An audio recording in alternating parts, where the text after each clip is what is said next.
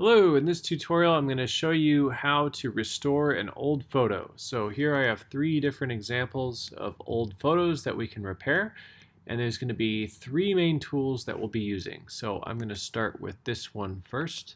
So I'm just going to drag that into Photoshop. I'm going to close that other one. Here we go.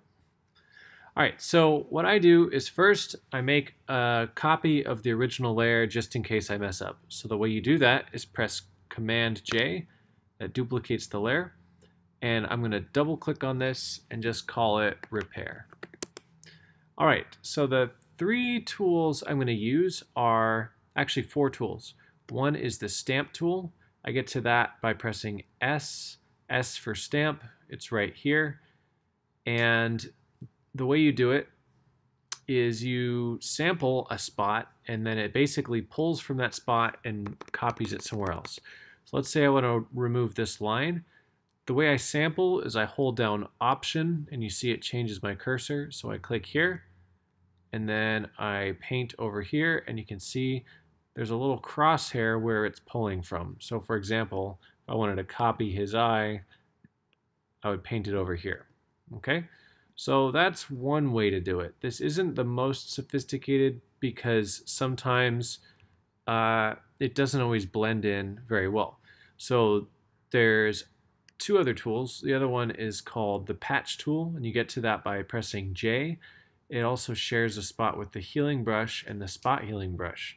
So with the Patch tool, I like this one because it's good for big areas. So let's say I want to fix this crack right here. So I'm going to just select it like I would the lasso tool. And then once I've selected it, I just click and drag on my selection to somewhere else, and then I let go, and it automatically blends it in perfectly. This isn't very good if you're doing it near spots with lots of detail because it's trying to blend stuff in and sometimes it doesn't do the best job, like see here. So you have to be kind of careful with it.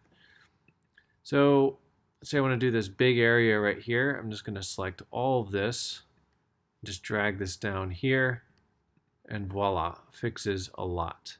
The other areas it's not very good at are edges. So if I select that, I move that over. I guess it did okay that time. It's not always the best though. So you can see I can very, very quickly clean up areas.